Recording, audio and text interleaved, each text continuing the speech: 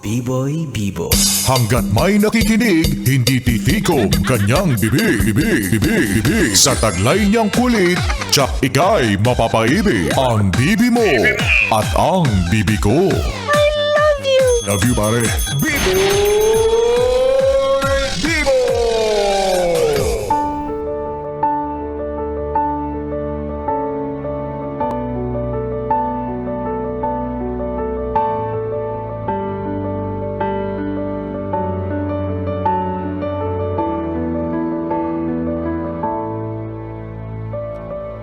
Yes, friend, ako'y nagbabalik DJ B-Boy Bibo para sa ating tuloy-tuloy na BB Time at tungkol sa usaping kasalan.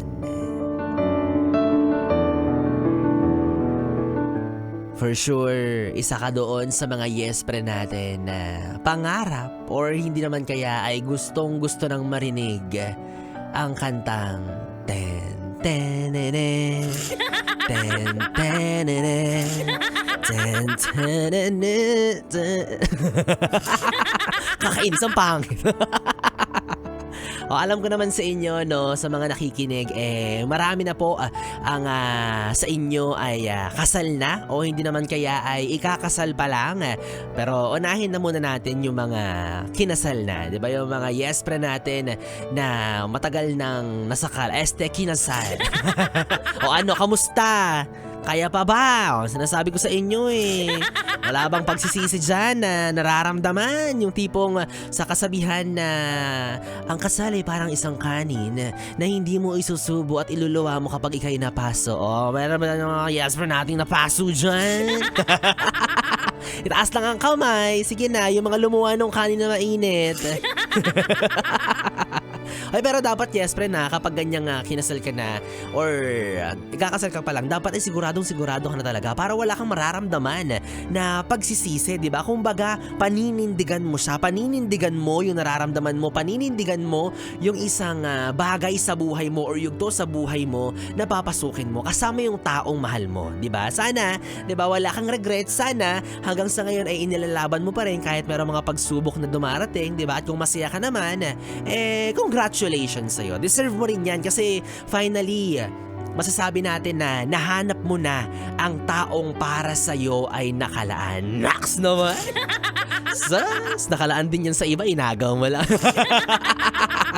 Charot lang. O, alam niyo naman, no, mga yes friend, na ang pag-ibig talaga ay sadyang mahiwaga. So isipin mo, sa milyon-milyong tao sa mundo, sa laki ng daigdig, kung iisipin mo, napakamahiwaga na makikita mo yung taong nakalaan para sa'yo. Sobrang nakakamangha na mahanap mo yung taong magiging kabiyak ng iyong puso. Kaya nga na-invento yung kantang Got to Believe, diba? Got to believe in magic. Tell me how to people find each other.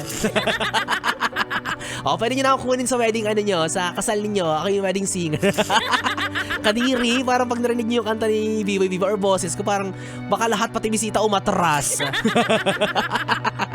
Diba? Yung amazing lang siya kung iisipin.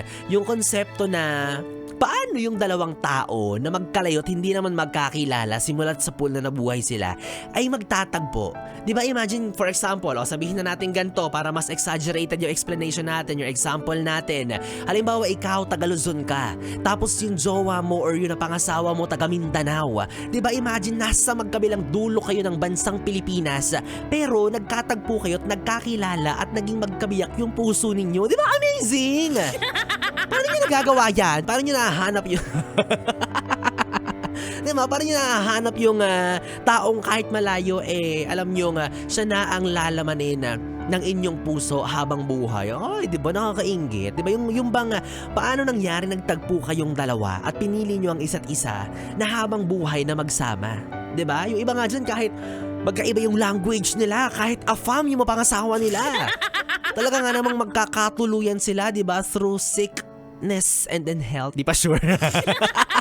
Hindi ako sure kasi hindi pa naman ako kinakasal, diba? So, ang galing lang, no? Nakaka-amaze lang. Ang galing na medyo nakaka-insulto, oo. Kasi hanggang ngayon, hindi ko pa rin mahanap yung taong mapapangasawa ko. Oo.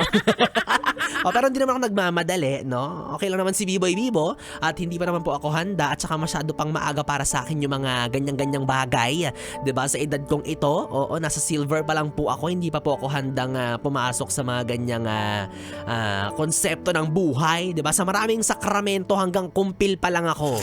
Yun pa lang yung afford ko. Kumain nga sa buffet 101, hirap na ako magpakain pa kaya ng mga tao sa buffet.